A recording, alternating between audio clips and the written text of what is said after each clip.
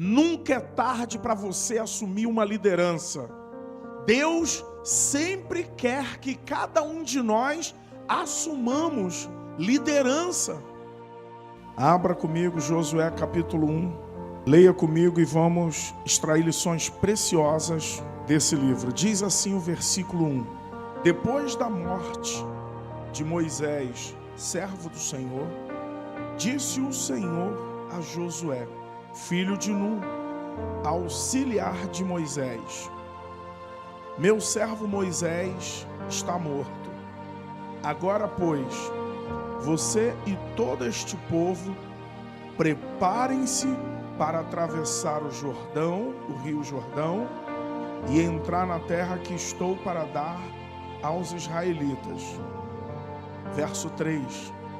Como prometi a Moisés, todo lugar onde puserem os pés, eu darei a vocês.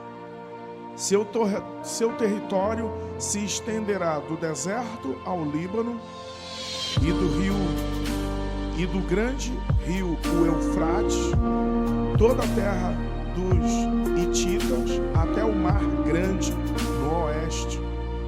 Ninguém conseguirá resistir a você todos os dias da sua vida. Assim como estive com Moisés, estarei com você. Nunca deixarei, nunca o abandonarei. Vou repetir esse versículo. Verso 5. Ninguém conseguirá resistir a você todos os dias da sua vida. Assim como estive com Moisés, estarei com você. Nunca o deixarei, nunca o abandonarei. O verso 6, se você puder, grife, anote na sua Bíblia, porque será base para a gente e será base para a tua caminhada cristã. Diz assim o versículo 6: seja forte e corajoso, porque você conduzirá este povo para herdar a terra que prometi sob juramento aos seus antepassados. Aí repete o versículo 7. Somente seja forte e muito corajoso. Tenha cuidado de obedecer toda a lei que meu servo Moisés ordenou a você. Não se desvie dela nem para a direita, nem para a esquerda, para que você seja bem-sucedido por onde quer que andar. Amém?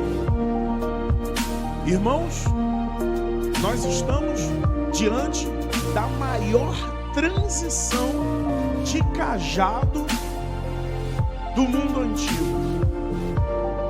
Porque Moisés, ele foi o maior nome do mundo antigo. Moisés, a título de popularidade, a título de liderança, ele só perde para Jesus. E talvez haja um empate entre Davi e Moisés, perdão. Então, o primeiro pensamento que nós temos que ter é o peso da responsabilidade de substituir o maior nome do mundo antigo.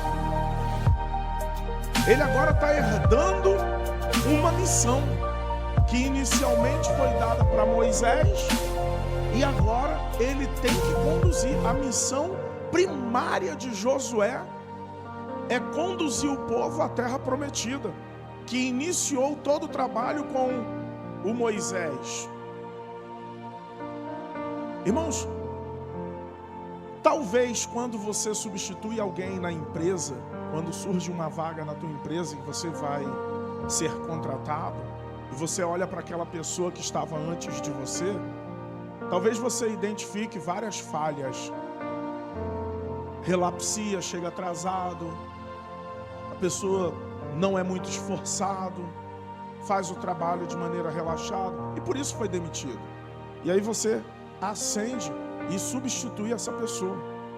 Agora você já pensou substituir o principal nome, aquela pessoa em quem Deus depositou a confiança de iniciar uma obra do êxodo, conduzindo e liderando mais de 2 milhões de pessoas, em uma época em que não tem microfone, em uma época que não tem banheiro, organizar todo o povo e sair levando, conduzindo para a terra prometida.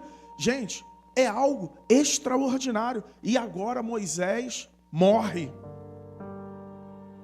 E o livro inicia que Deus, o próprio Deus, fala com Josué. A Bíblia diz que foi o Senhor quem falou com Josué: meu servo Moisés morreu, agora a missão é tua. Eu não sei vocês, mas isso me dá até tremedeira nas pernas. Eu vi agora, eu convidei os irmãos da célula Renovo para vir aqui para compartilhar como foi a célula ontem, enquanto eles estavam fazendo o luau lá na praia. Foram para Copacabana e eles tremeram na base. A Gleice se encorajou e veio. Agora pensa substituir o maior nome do mundo antigo. A gente sabe que o Josué acompanhou Moisés, ele era bem jovem. Mas quando chega esse momento de substituir o Moisés, que ele assume a liderança, ele já estava com aproximadamente 85 anos. Era mais ou menos a faixa etária de idade quando ele assume. Algumas coisas me faz refletir. Uma delas, nunca é tarde para assumir liderança, amém? Deus nos chamou e chamou cada um dos irmãos para liderar. É possível que alguém pense assim: Felipe, poxa, eu já estou com uma certa idade, já estou ficando velho, meu cabelo já está caindo, meu cabelo já está branco, eu já não tenho tanta força. Ainda assim, é tempo de você liderar. A primeira lição que eu aprendo nesse texto: saca o teu dedo de profeta e diga para o teu irmão: nunca é tarde para você assumir uma liderança. Deus sempre quer que cada um de nós assumamos liderança. Você é líder de alguma coisa. É interessante porque a gente está aqui dentro de um corpo. Se eu falar assim para os irmãos: quem é líder da cozinha? Quem você pensa? Oh, glória, amém, irmão, obrigado. Aparecida. Se eu falar para vocês assim: quem é líder da mídia? O Wendel. Gente, Deus nos constituiu e Ele constituiu em ordem natural. Todos lideram alguma coisa. Gleice, na sua casa quem é o líder? O Thiago nem deixou a Gleice responder. Quando eu falei: Gleice, quem é o líder? Ele: eu. Para não correr o risco, né, Thiago? Aleluia. Eu posso falar, minha esposa não está aqui agora, está dando mamar pro neném, lá em casa sou eu que mando. Ela está dando mamar. Opa, ela chegou ali. Deus nos constituiu líder. Deus te levantou como líder de algo. Às vezes, você só não identificou ainda, mas Ele te levantou como líder. No bairro, presidente da associação de moradores. No município, o prefeito, auxiliado pelos vereadores. No estado, o governador, liderado pelos deputados, auxiliado pelos deputados. Na nação, o presidente da república, auxiliado pelos deputados federais e senadores. Na escola, é o diretor, auxiliado pelos coordenadores e professores. No ônibus, é um motorista auxiliado pelo cobrador. Quando não tem aquela maquininha, aí o motorista manda sozinho. Ele fala: quem manda aqui sou eu. A maquininha não reclama. Você pode pensar numa padaria. Você pode pensar numa farmácia. Tudo existe uma cadeia de liderança. Tudo Deus constituiu líderes para que o trabalho ele prossiga, amém? Só que o Josué agora chega o momento de assumir o bastão. E aí, irmãos, eu quero fazer algumas considerações com os irmãos que eu reputo por muito importante. O nome Josué significa Javé é salvação. Isso para o hebraico antigo. Para o latim, o nome dele significa Jesus, ou quase Jesus. Jeová é a salvação. Qual é a característica de um líder? A salvação. Um líder de célula tem que fazer manutenção e auxílio e ajuda para que os irmãos encontrem com Cristo. A liderança do pastor, ela não é para dar ordens, para mandar, para ser um déspota. A liderança do pastor é para servir, para ajudar os irmãos a se aproximarem de Deus, para ensinar os irmãos a se aproximar de Deus. Eu não me sinto um déspota, aquele que dá ordem, os irmãos têm que obedecer. Eu me sinto um servo dos irmãos. Eu me sinto importante quando eu consigo auxiliar um irmão, quando eu consigo ajudar alguém, quando eu sirvo alguém, eu vejo a utilidade do meu ministério. Lamentavelmente, em nossos dias, a ideia de cargo eclesiástico traça liderança déspota. Não, quem é que manda? Quem manda é o apóstolo, aleluia. E depois dele é o pastor, e depois vem descendo, né? É o presbítero, é o evangelista. Gente, a Bíblia diz que maior no reino de Deus é quem serve, é o menor. Aquele que serve é o menor. No reino de Deus essa hierarquia é diferente. Deus chama Josué para servir, para agora auxiliar o povo a entrar na terra prometida. E agora que fica bom, irmãos, agora que o negócio fica maravilhoso. Por quê? Porque Josué, enquanto discípulo de Moisés, ele anda com Moisés 40 anos aprendendo. E tudo o que Moisés vivenciava, o Josué estava perto, observando tudo, aprendendo. Deus às vezes te coloca ao lado de pessoas para você aprender. Deus às vezes te coloca numa empresa para que seja um aprendizado. Eu vou dizer para vocês que a minha vida profissional, eu me senti privilegiado. Porque quando eu fui estagiar, eu fiz estágio na Defensoria Pública. E, gente, acredite no que eu vou te dizer. Eu estagiei na assessoria criminal, na Rua México. E a doutora Silvia era a minha defensora pública, aquela que auxiliava. Como eu aprendi com aquela mulher? Eram centenas e centenas de atendimentos diários. Eu aprendi como que ela atendia, eu ficava vendo o carinho dela, como que ela atendia, como que ela conversava com as pessoas. Agora era o seguinte, quando alguém chegava brabo lá, tá pensando que ela afrouxava? Ela enrijecia e atendia à altura, botava todo mundo no seu devido lugar. Porque o líder, ele vai servir, mas ele não é capaz de absolutamente ninguém. As pessoas precisam aprender que onde elas estiverem, existe uma ordem. Deus constituiu a natureza por uma ordem natural. Veja que existe uma cadeia de autoridade na natureza. Você chega numa casa material de construção, existe ali os atendentes, que é o teu contato primário, mas se der algum problema, o que a pessoa vai fazer? Chama o gerente. Se o gerente não puder resolver, o que faz? Chama o proprietário, o dono. Existe uma hierarquia.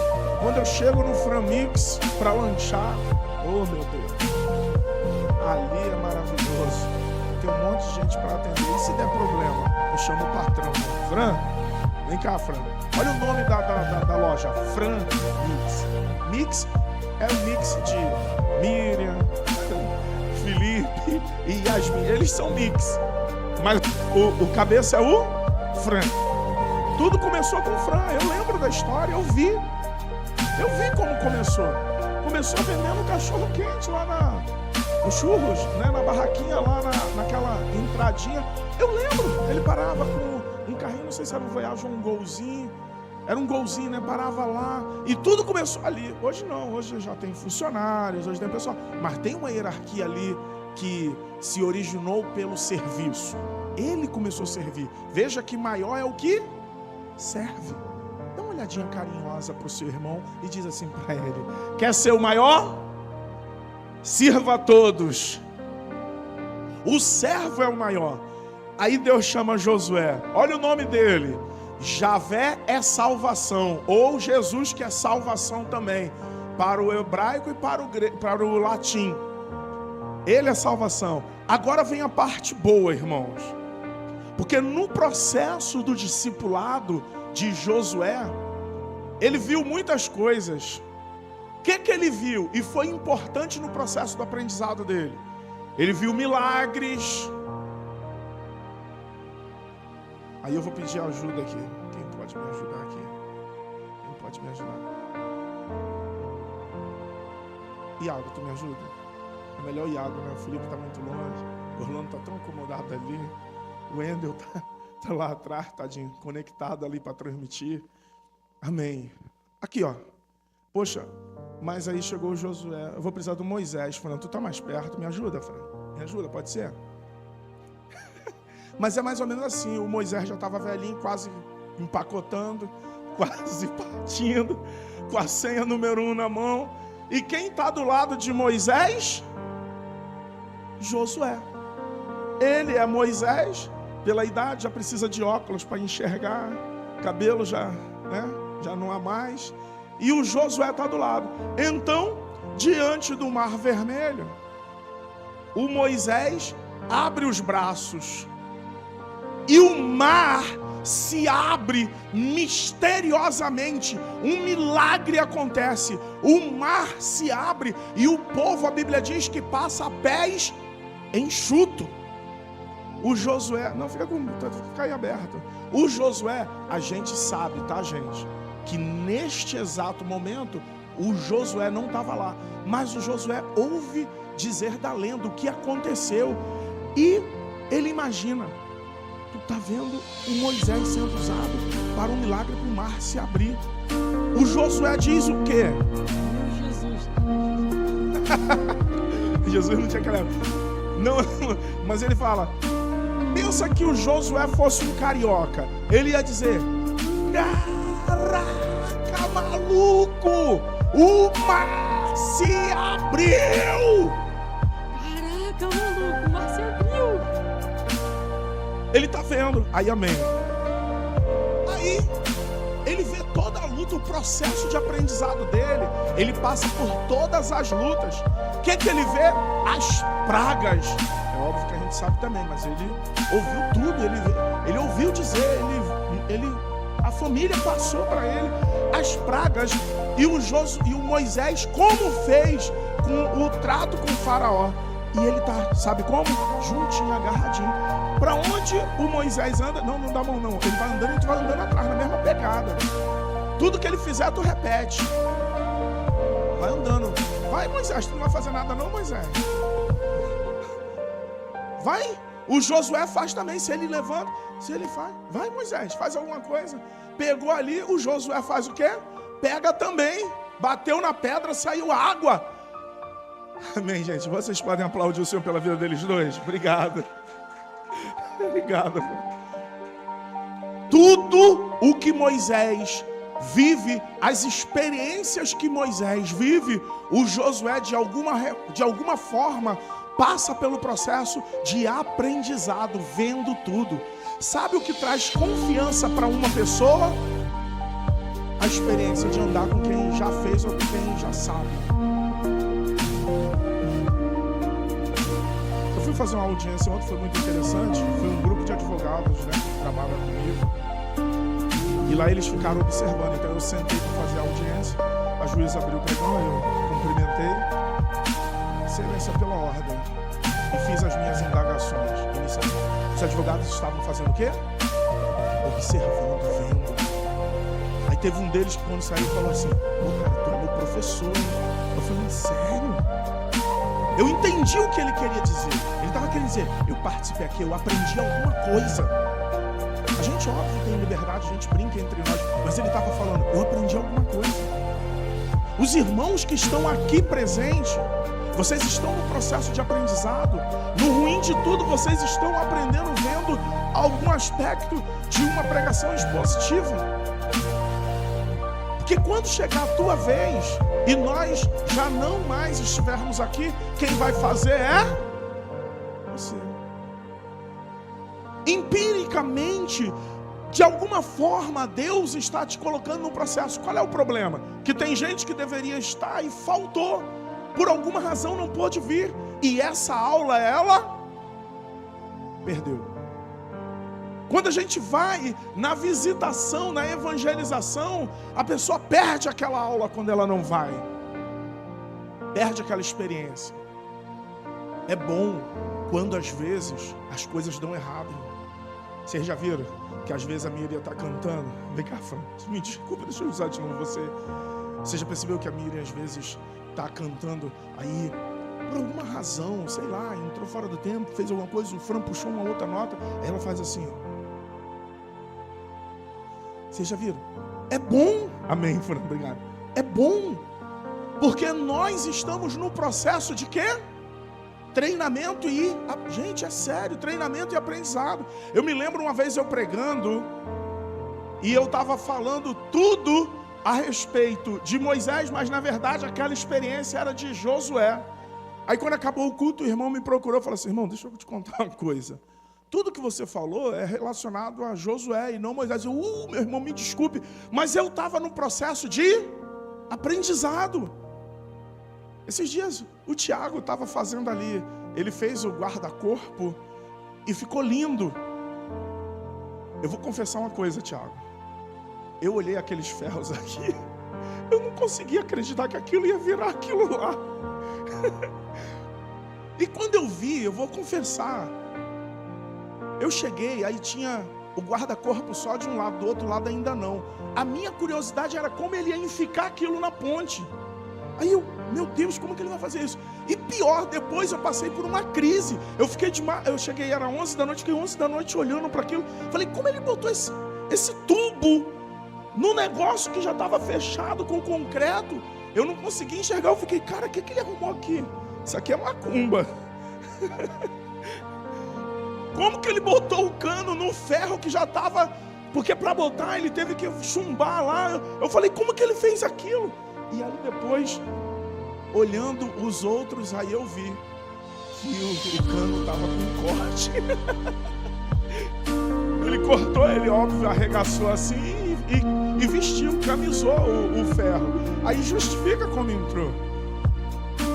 Mas o processo de aprendizado gera muitas dúvidas, muitas perguntas. E um detalhe, quem não tem dúvida não está aprendendo nada.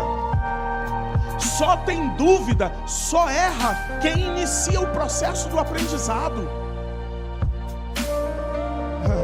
Eu tenho processos que nós tivemos sentença de 10 mil reais. Mas eu tive processo que no processo de aprendizado eu só consegui fazer meu cliente ganhar 150 reais. Mas nós estamos num procedimento de amadurecimento. Você casa. No início é tudo mais difícil, porque são duas pessoas diferentes dividindo, compartilhando agora o mesmo espaço. Ambos entram no processo de aprendizado novamente, de adaptação. E é difícil, porque tu sabe se ele ronca? A Priscila ia dormir comigo, a gente ia dormir à noite. Ela tem um negócio que ela mexe o pé. Ela não ronca, mas ela mexe o pé. E quando ela mexia o pé, batia em mim e fazia assim, Fran. Aí eu acordava. Aí eu ia, afastava um pouquinho dela. Daqui a pouco ela encostava de novo. Ela tem uma tremedeira no pé que eu não sei de onde vem aquilo, irmão. Será que ela está pensando que ela está dançando aqui na dança das meninas? É sério. Você já viu que ela dança na ponta do pé de vez em quando? Ela fica tremendo assim, o pé e bate. O Davi pegou o hábito dela. Ele também não ronca. Mas ele está dormindo, ele bota a perna por cima da gente. O Davi. Aí eu vou, tiro. Passou uns 3, 5 minutos, ele bota de novo. Aí eu vou dormir na tua cama. Aí eu pego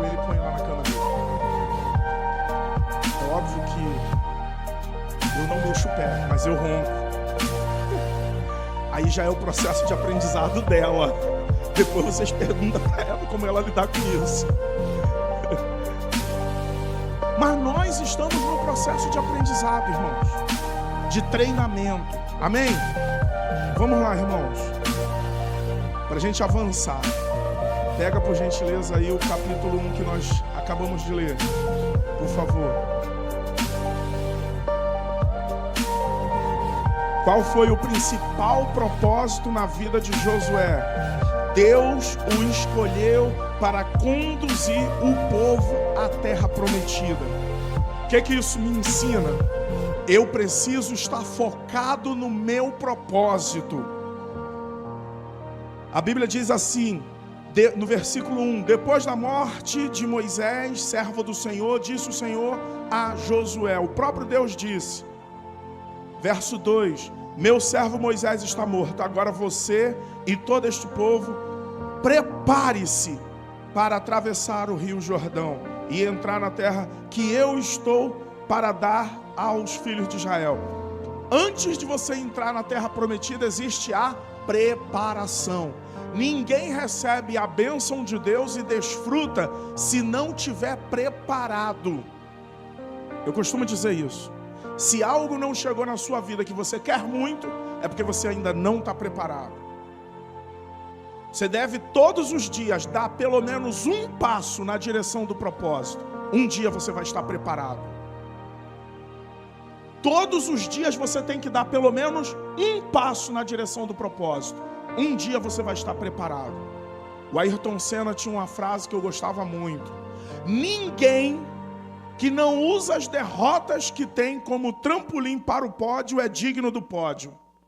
Se você não usar as derrotas que você teve, as lições de frustração, tudo que você viveu na tua experiência de vida, se você não usar como trampolim para o pódio, se você não extrair lições, não aprender nada com tuas derrotas, você não é digno do pódio. Essa frase, para mim, é o ápice do aprendizado, do discipulado. Nós precisamos aprender diariamente algo. Todos os dias temos que aprender algo. Não perca o teu foco, o teu propósito, a missão de Deus para a sua vida. Meu servo está morto. Agora, Josué, é você que vai fazer todo este povo atravessar o rio Jordão e entrar na terra prometida. Mas prepare-se. Verso 3. Qual é a certeza que você tem que ter? Duas certezas. A primeira certeza que você tem que ter é de que Deus está contigo. Assim como eu fui com Moisés, meu servo, serei contigo. É a primeira certeza que você precisa ter. Seja profeta na vida do teu irmão. Saca novamente o teu dedo de profeta e diga para ele: tenha a certeza de que Deus está contigo. A primeira certeza é esta. A segunda certeza que você precisa ter: onde você colocar os pés, eu te darei como herança. Quais são as certezas que temos que ter? De que Deus está conosco e onde nós pusermos a planta dos pés, o Senhor está nos dando por herança. Quando você começa um trabalho, você tem que ter a certeza de que Deus está contigo naquele lugar ali. Você tem que ter a certeza de que Deus, você pôs os pés, Deus está te entregando como herança. Amém? Começou a fazer um curso, Sofia, entrou na escola, tenha certeza de que Deus está naquele lugar contigo. Segundo, você pôs os pés naquele lugar, Deus está te entregando como herança. Vai comprar uma casa, um terreno, tenha certeza de que Deus está contigo. Não te desampararei e não te deixarei. Assim como eu fui com meu servo Moisés, eu serei contigo. Qual é o grande problema? Que nós nos metemos a fazer coisas sem convicção, e a Bíblia diz que aquilo que não é oriundo de convicção é pecado. Quando nós nos metemos a fazer algo e não temos convicção, nisso estamos cometendo pecado. Amém? Temos que ter duas coisas: certeza de que Deus está comigo, e segundo, onde eu pôr as plantas dos meus pés, o Senhor me entrega como herança. Vamos lá, número 4. A Bíblia diz que o Senhor desenhou um território para Josué, o local que ele iria tomar posse. Mas no verso 5, irmãos, tem algo que me chama a atenção e eu consigo ver aqui algo poderoso que eu só vi com Estevão. A Bíblia diz que Estevão, quando abria a boca, ninguém podia resisti-lo. Ninguém resistia. O Espírito Santo enchia suas palavras de unção, de autoridade. E eu vejo isso nesse texto. O verso 5 diz assim: ninguém conseguirá resistir você todos os dias da sua vida. Assim como estive com Moisés, estarei com você. Nunca deixarei e nunca o abandonarei. Isso aqui é característica do Espírito Santo, irmão. Jesus disse: eu vou para o Pai, mas eu enviarei o Consolador. Ele estará convosco todos os dias até a consumação. Aleluia, vocês não viram isso não, vou repetir. A Bíblia diz que o Senhor Jesus foi para o céu, mas ele diz: estou indo para o céu, mas eu enviarei o Consolador. Ele vai estar com vocês todos os dias até a consumação dos séculos. A certeza de que o Espírito Santo está comigo aonde eu estiver. Tá o Tiago dirigindo, trabalhando de Uber, e ele o Senhor está aqui comigo. Hoje eu estava conversando com ele e eu estava ouvindo aquela música de fundo e eu falei assim: Senhor, guarda o teu servo por onde ele estiver. Um ambiente de louvor, uma ambiência de glória. É você quem promove, é você quem gera, é você quem cria. Se você bota a música do mundo, você tira a glória de Deus desse ambiente. Porque quando a Bíblia diz que quando nós amamos o mundo, nós nos tornamos consequentemente inimigos de Deus. Mas quando você está na presença de Deus, põe um louvor, está dirigindo, está na tua casa com louvor, você gera um ambiente de glória. Aí o Senhor diz assim: aqui eu posso habitar, aqui eu estarei com você todos os dias, até a consumação dos séculos. A presença de Deus, um ambiente favorável à glória de Deus. Olha o que diz, verso 5. Ninguém conseguirá resistir você todos os dias da sua vida. Assim como estive com Moisés, estarei com você. Nunca deixarei, nunca o abandonarei. Como? Se você gerar um ambiente de glória, uma ambiência onde o Espírito Santo tem a liberdade. Verso 6. Aqui, mano, não tem jeito. Às vezes a gente fala assim: irmão, a devocional é contigo. Pastor, eu estou com medo. Vai com medo. Vai com medo. Olha o que diz a palavra: seja forte. E esse forte não é de academia não, Fran. Esse forte não é de malhação não. Forte é um estado de espírito. Forte é um estado de espírito. A Bíblia diz que a alegria do Senhor é a nossa. Já imaginou isso? O Senhor sentir alegria na tua força, você ser uma pessoa esforçada. A Bíblia diz que o reino de Deus é tomado. Meu querido, tá pensando que tu vai entrar de qualquer maneira no reino dos céus? Ruim, hein? Não vai. Só com emprego de força. Você acha que todos os dias o pastor está com vontade de estar aqui? Ontem eu falei para os irmãos na célula, falei: irmãos, eu estou tão exausto, tão cansado, que a minha vontade era tomar banho e dormir com meu filho Caleb, abraçadinho, meu filho Davi e a Priscila. Mas sabe o que acontece? Eu tenho que ter força e ânimo, porque eu tenho compromisso primeiro com Deus e depois com os irmãos. Ter força não é frequentar academia, é ter um espírito inabalável. E coragem. Coragem não é a ausência de medo. Coragem é o controle do nível de medo. Porque ter medo até certo nível é saudável. É o que te faz fugir de ambientes tenebrosos. É o que te faz fugir de situações de risco. Mas ter coragem aqui é você ter controle do medo que você possui. Ainda que você tenha receio, mas é você ser corajoso. Aí diz: por que você tem que ser forte, espirituoso? E por que você tem que ter coragem? Porque é você quem vai fazer este povo herdar a terra prometida aqui, sob juramento aos seus antepassados. Que o Senhor fez promessa aos seus antepassados. Você sabia que a sua família, por causa de você, poderá alcançar a salvação? É por tua causa. Você provoca a salvação em quem você ama. Você provoca essas pessoas a buscarem a Deus. E porque você se posiciona, Deus salva a tua casa.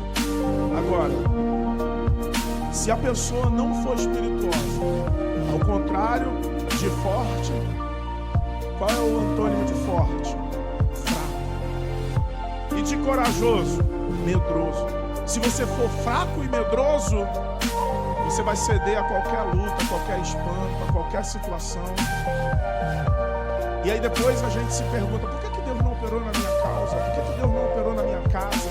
Na minha causa e na minha casa? Por que Deus não operou na vida do meu marido, na vida da minha esposa? Por que Deus não fez isso, aquilo?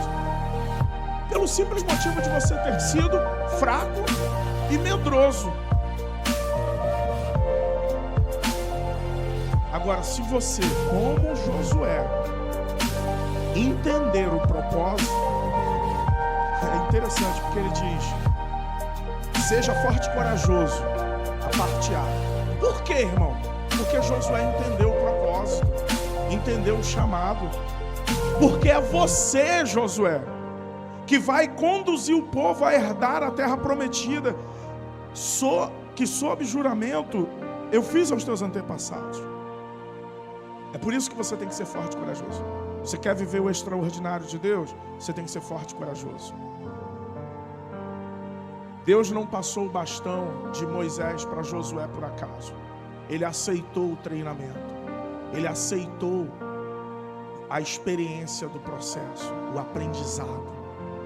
Quem aceita o aprendizado vive o propósito. Isso dá um corte em Wendel. Quem aceita o processo vive o propósito. Essa é uma verdade. Porque tem muita gente que não vive o propósito, porque não aceita o processo. Nas primeiras lutas, desiste. Nas primeiras guerras, desiste. Deus promete que vai dar aquele carro novo. Mas a pessoa faz o quê? Quando vê a dificuldade que é a Bíblia... Eu comprei um carro, quando eu peguei o carnê, que eu olhei o carnê, Tiago, eu olhei pro carnê, dá vontade de desistir, irmão, dá vontade de desistir. Mas quando eu vejo o propósito, eu vejo minha família andando no carro, eu vejo eu levando meu filho para a escola, eu vejo eu indo para a praia, eu vejo carregando os irmãos na célula. O propósito me encoraja a vencer minhas dificuldades. Ai, mas pastor, servir a Deus está tão difícil, a porta é estreita e o caminho é apertado. Mas quando você olha para a eternidade, você fala, vale a pena. Essa palavra, vale a pena. Olha só, que pena. Eu não sei qual é a pena que você vai ter, que você vai sofrer. Eu só sei que vale. Porque você está diante da eternidade, do céu, do teu Senhor. Jesus estava na cruz e ele falou, Senhor, passa de mim este cálice. Mas quando ele olhou para o propósito, que era salvar a humanidade, João 3,16, Deus amou o mundo de tal maneira, que tal maneira é essa? Não sei, mas era de uma forma que Jesus olhou e falou, vale a pena sofrer, se entregar, morrer. Ele falou, ninguém tira a minha vida, eu a dou por causa do propósito. E ele falou, vale a pena. Vale a pena. Amém, gente? Comunidade Ramá Xerém, Rua José Gervásio, número 100, Beira Serra, Xerém, em Duque de Caxias, Rio de Janeiro. Telefone 21 981 54 73 42. YouTube, Facebook, Instagram, Ramá Xerém. Reuniões domingo, culto da família 17 horas. Quarta, discipulado 19 horas. Sexta, intercessão 20 horas.